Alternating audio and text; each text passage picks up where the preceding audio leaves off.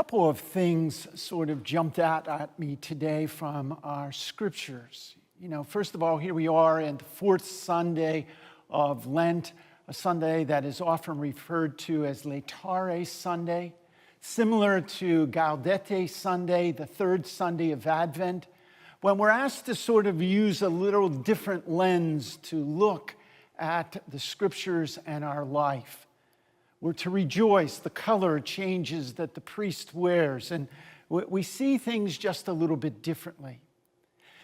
But what jumped out at me is something that has come to me over the years as very important in helping me on my journey of life. And the first thing is that very famous verse in John's Gospel, John 3:16. God so loved the world that he gave us his only Son. And if we believe, we won't perish, we'll have eternal life. To me, that's always been sort of the encapsulating of the gospel, that if there's one verse of all the gospels, Matthew, Mark, Luke, and John, all Paul's writings, all the letters, all of the Old Testament, it's that one verse, the love of God. It's beyond our comprehension. We don't understand it. And if we can just grab hold of it, we hang on to God's coattails, we won't perish, we'll have eternal life.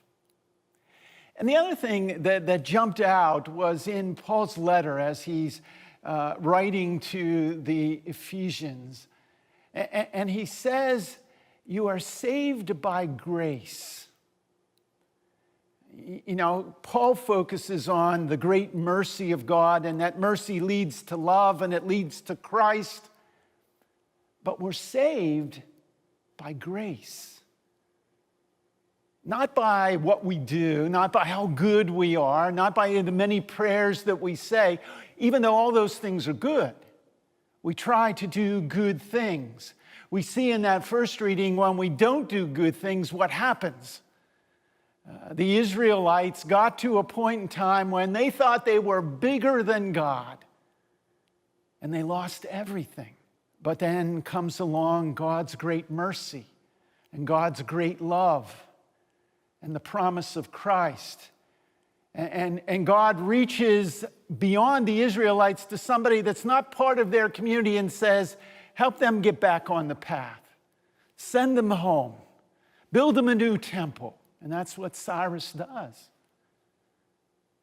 It's an example of this great love, of this wonderful mercy, of the fact that it's God, through his grace, who saves us. It's a wonderful thought to pause.